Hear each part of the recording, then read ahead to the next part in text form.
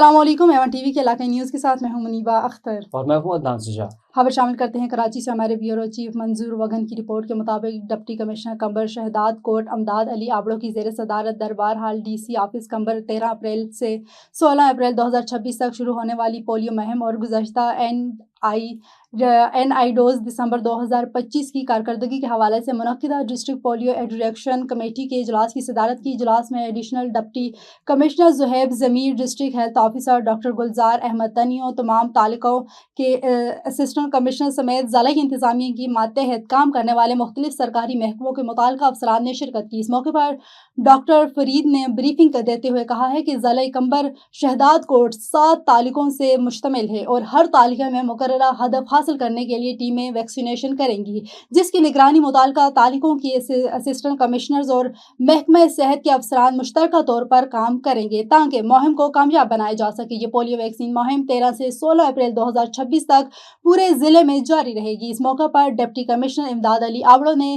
ضلعی کمبر کے عوام سے خطاب کرتے ہوئے کہا ہے کہ اپنے پھول جیسے بچوں کو اس مہم کے دوران پولیو سے بچاؤ کے قطرے ضرور پلائیں تاکہ وہ اس موذی مرض سے محفوظ رہ سکیں۔ انہوں نے مزید ہدایت دیتے ہوئے کہا ہے کہ ضلعی کے تمام متعلقہ محکموں کا فرض ہے کہ وہ مل کر گھر گھر جا کر اس مہم کو کامیاب بنائے، ہر بچے تک ٹیمیں پہنچے اور کسی بھی علاقے، اسکول یا مدرسے میں کوئی بچہ نہ رہ جائے۔ والدین کو آگاہ کیا ہے کہ وہ اپنے بچوں کو پولیو سے بچاؤ کے قطرے ضرور پلائیں تاکہ وہ عمر بھر کی معذوری سے محفوظ رہ سکے۔ انہوں نے مزید کہا کہ اس مہم کے دوران اگر کسی پولیو ورکر یا کسی دوسرے اہلکار کی جانب سے کوتاہی برتی گئی تو اس کے خلاف سخت سے سخت کارروائی کی جائے گی۔ انہوں نے تمام تعلقوں کے اسسٹنٹ کمشنر کو ہدایت کی ہے کہ نئے تشکیل دیے گئے 72 مائکرو پلان پر عمل درآمد کرایا جائے اور مہم کے دوران خود بھی دورے کیے جائیں تاکہ کوئی بچہ رہ نہ جائے، جبکہ تعلقہ پولیو فوکل پرسنز بھی اپنے علاقوں کے مؤثر نگرانی کرے۔ اس موقع پر دیگر متعلقہ افسران بھی موجود تھے۔ گنبٹ میں آوارہ کتوں کے کاٹنے سے 5 سالہ بچہ جاں بحق۔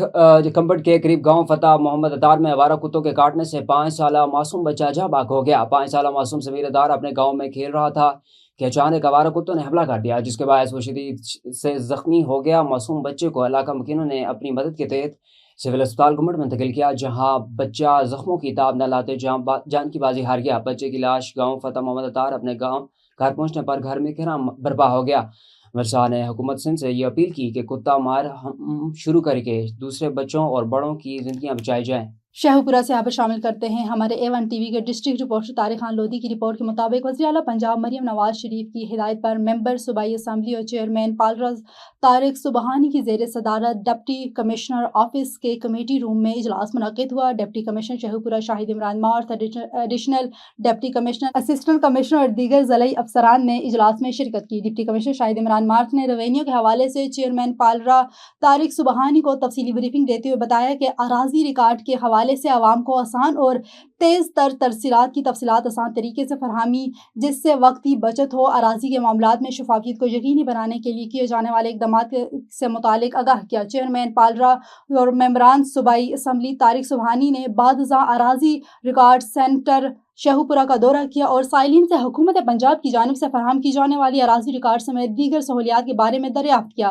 اراضی ریکارڈ سینٹر میں صفائی ستھرائی، عملے کی حاضری سمیت دیگر انتظامات کا جائزہ لیا۔ اس موقع پر انہوں نے گفتگو کرتے ہوئے کہا کہ موضوع جات کو ڈیجیٹلائز کرنے سے اراضی کے معاملات میں شفافیت آئے گی، جس سے جعلی معاملات اور غلطیوں کا امکان کم ہوگا۔ لوگوں کو اراضی کی تفصیلات حاصل کرنے کے لیے دور دراز کے علاقوں میں جانے کی ضرورت نہیں ہوگی۔ اس اقدام سے اراضی کے معاملات کو ڈیجیٹلائز کرنے سے ریونیو میں بھی اضافہ ہوگا اور اراضی کی تفصیلات کو محفوظ کرنے میں ایک اہم سنگ میل ہے۔ خبر شامل کرتے ہیں جیلم سے ہمارے نمائندے منصر کیانی کی رپورٹ کے مطابق تحصیل دینا کے علاقہ نقدر میں price controller magistrate doctor Arshad Ali کی دبنگ کارروائی، قصابوں کو سرکاری ریٹ سے زائد وصولی پر بھاری جرمانے۔ تفصیلات کے مطابق پرائس کنٹرولر مجسٹریٹ کدینہ کے علاقہ نکودر کا visit price controller magistrate doctor Irshad Ali کو اہل علاقہ کی طرف سے شکایت مل رہی تھی کہ نکودر میں قصاب اپنے من مانے ریٹس پر بڑا اور چھوٹا گوشت فروخت کر رہے ہیں، اس مقدس مہینے میں عوام کو دونوں ہاتھوں سے لوٹ رہے ہیں۔ پرائس کنٹرول مجسٹریٹ نے فوری رسپانس دیتے ہوئے اپنی ٹیم کے ہمراہ نکودر میں پہنچے، جہاں انہوں نے اپنے بندے فرضی گاہک بنا کر بھیجے تو معلوم ہوا کہ چھوٹا گوشت 2300 روپے اور بڑا گوشت 1300 روپے میں فروخت کیا جا رہا تھا، جبکہ سرکاری ریٹس کے مطابق چھوٹا گوشت 1700 اور بڑا گوشت 900 روپے فروخت ہونا چاہیے۔ Price controller magistrate doctor Arshad Ali نے فوری ایکشن لیتے ہوئے ثبوتوں کے ساتھ سرکاری ریٹ سے زائد وصولی پر قصابوں کو بھاری جرمانے کیے اور سخت وارننگ دی۔ اگر دوبارہ زائد وصولی کریں گے تو FIR بھی کٹے گی اور دکان بھی سیل کر دی جائے گی۔ Price controller magistrate doctor Irshad علی نے میڈیا سے بات کرتے ہوئے کہا کہ سرکاری نرخ نامے پر عمل درآمد کروانا ہمارا اولین ترجیح ہے۔ جو دکاندار سرکاری نرخ ناموں کے مطابق سامان فروخت نہیں کرے گا ان کے ساتھ کوئی رعایت نہیں برتی جائے گی۔ اس مقدس مہینے میں عوام تک سستی اور معیاری اشیاء پہنچانا ہی ہمارا مقصد ہے۔ خبر شامل کرتے ہیں پتوکی سے۔ ہمارے تحصیل رپورٹر سرفراز احمد بٹی کی رپورٹ کے مطابق پتوکی کے نواحی علاقے حلہ کے قریب دریائے راوی کے مقام پر بونگی لالوں سے نامعلوم خاتون کی لاش برآمد ہوئی ہے۔ ریسکیو ذرائع کے مطابق خاتون کی عمر تقریباً 35 سال کے قریب بتائی جا رہی ہے، تاہم تاحال اس کی شناخت نہیں ہو سکی۔ اطلاع ملنے پر ریسکیو ٹیم موقع پر پہنچ گئی اور لاش کو دریا سے نکال کر ضروری کارروائی کے بعد تھانہ سرائے مغل پولیس کے حوالے کر دیا۔ پولیس کی جانب سے لاش کو لوڈر رکشا پر منتقل کرنے پر شہریوں نے شدید تنقید کرتے ہوئے اسے غیر مناسب قرار دیا۔ پولیس نے نامعلوم خاتون کی شناخت اور واقعے کی وجوہات جاننے کے لیے تحقیقات شروع کر دی۔ مرید کے نوائی علاقے سکھم میں جاری فلڈ لائٹ کرکٹ ٹورنامنٹ میں گزشتہ رات دلچسپ اور سنسنی خیز مقابلے دیکھنے میں آئے، جہاں شائقین کرکٹ کی بڑی تعداد نے میچ سے بھرپور لطف اٹھایا۔ ٹورنامنٹ میں مہمانان خصوصی کے طور پر مسلم لیگ نون کے سینئر رہنما محمد حسینی رسول، چیئرمین رانا آصم محمود اور رانا مبشر نمبردار نے شرکت کی۔ گراؤنڈ پہنچنے پر مہمان خصوصی کا پرتپاک استقبال ڈھول کی تھاپ پر کیا گیا، جبکہ ان پر پھولوں کی پتیاں بھی نچھاور کی گئی۔ فلڈ لائٹس کی روشنی میں کھیلے گئے میچز میں دونوں ٹیموں کے درمیان کانٹے دار مقابلہ دیکھنے میں آیا، جبکہ کامیاب ٹیم شاندار کارکردگی کا مظاہرہ کرتے ہوئے ٹورنامنٹ کے سیمی فائنل میں داخل ہو گئی۔ منتظمین کے مطابق اس ٹورنامنٹ کا مقصد نوجوانوں کو مثبت سرگرمیوں کی طرف راغب کرنا اور علاقہ میں کھیلوں کو فروغ دینا ہے۔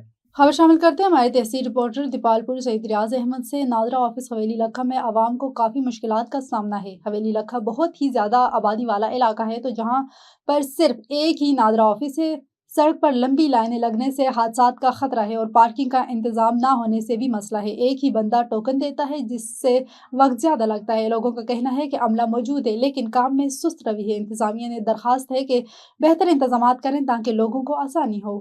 National disability and development forum Pakistan کے صدر اور مقرر فوکل پرسن انسانی حقوق برائے افراد بہم معذوری سندھ عابد لاشاری نے Karachi district east press club میں صحافیوں سے گفتگو کرتے ہوئے کہا کہ معذور افراد کی حقیقی شمولیت صرف عمارتوں میں ریمپ لگانے تک محدود نہیں، بلکہ اس کے لیے تعلیم، روزگار، صحت، معلومات اور فیصلہ سازی کے عمل تک مساوی رسائی کو یقینی بنانا ضروری ہے۔ انہوں نے مزید کہا کہ معاشرے میں معذور افراد کی بامعنی شمولیت کے لیے جامع اور مؤثر اقدامات ناگزیر ہیں۔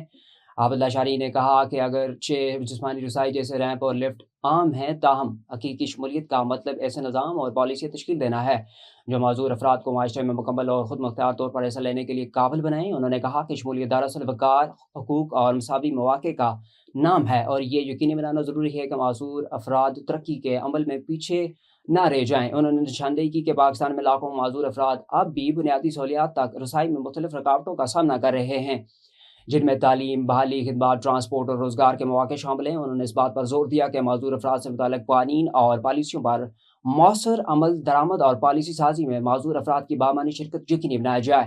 عابد لاشاری نے NDF پاکستان کی سرگرمیوں کا ذکر کرتے ہوئے بتایا کہ ادارہ سندھ حکومت کے محکمہ بااختیاری برائے افراد بہم معذوری کے اشتراک سے سندھ بھر میں ذہنی معذور بچوں کے بحالی مراکز چلا رہے ہیں اور معذور افراد کے حقوق، جامع ترقی اور مساواتی لچک کے فروغ کے لیے سرگرم عمل ہے۔ انہوں نے کہا کہ تنظیم سرکاری اداروں، سول سوسائٹی اور بین الاقوامی شراکت داروں کے ساتھ مل کر جامع پالیسیوں اور خدمات کے فروغ کے لیے کام کر رہی ہے۔ انہوں نے حکومت، نجی شعبے اور ترقیاتی اداروں پر زور دیا کہ وہ منصوبہ بندی اور پروگراموں کے نفاذ میں حقوق پر مبنی اور جامع نقطہ نظر انداز اختیار کریں تاکہ معذور افراد معاشرتی اور معاشی ترقی میں بھرپور کردار ادا کر سکیں۔ آخر میں عابد لاشاری نے کہا کہ رسائی شمولیت کوئی خیرات نہیں بلکہ انسانی حقوق اور مساوی مواقع کا بنیادی تقاضا ہے۔ خبر شامل کرتے ہیں ہمارے نمائندے اسد اللہ شیخ کے مطابق گورنمنٹ ہائی سیکنڈری اور مڈل اسکول پنو عاقل کے عربی اور اسلامیات سبجیکٹ کے اساتذہ نے ریلی نکال کر اپنے مطالبات کے لیے احتجاج ریکارڈ کرایا۔ انہوں نے کہا کہ ہمیں 16ویں گریڈ سے 17ویں، 18ویں، 19ویں اور 20ویں میں کئی سالوں سے ترقی دے دی تھی۔ محکمہ فائنانس کی جانب سے اب ہمیں دوبارہ گریڈ 16ویں میں لایا جا رہا ہے، جو کہ یہ سراسر ظلم اور ناانصافی ہے۔ اساتذہ نے حکومت سندھ سے مطالبہ کیا ہے کہ ہمارے دیے گئے پروموشن اور مالی حقوق کو بحال رکھیں اور ہمارے احتجاج کو سنجیدگی سے لے۔ اگر انہیں نہیں ہوا تو ہم پرامن احتجاج کا حق رکھتے ہیں۔ Director general KP food safety and حلال فوڈ اتھارٹی کاشف اقبال جیلانی کی جاری کردہ احکامات کی روشنی میں دیر لوئر میں بیکریوں کے خلاف کریک ڈاؤن بدستور جاری ہے۔ آج رباط اور خال میں کارروائی کرتے ہوئے 2 بیکریوں سے 60 کلو سے زائد مضر صحت بیکری اور تیل برآمد کر کے موقع پر تلف کیا گیا، جبکہ بیکریوں کے مالکان پر بھاری جرمانے عائد کیے گئے۔ بیکریوں کے خلاف یہ کریک ڈاؤن عید تک بلا تعطل جاری رہے گا۔ A1 TV کی علاقائی بلیٹن سے فی الوقت اتنا ہی۔ مزید خبروں اور اپڈیٹس کے لیے دیکھتے رہیے A1 TV۔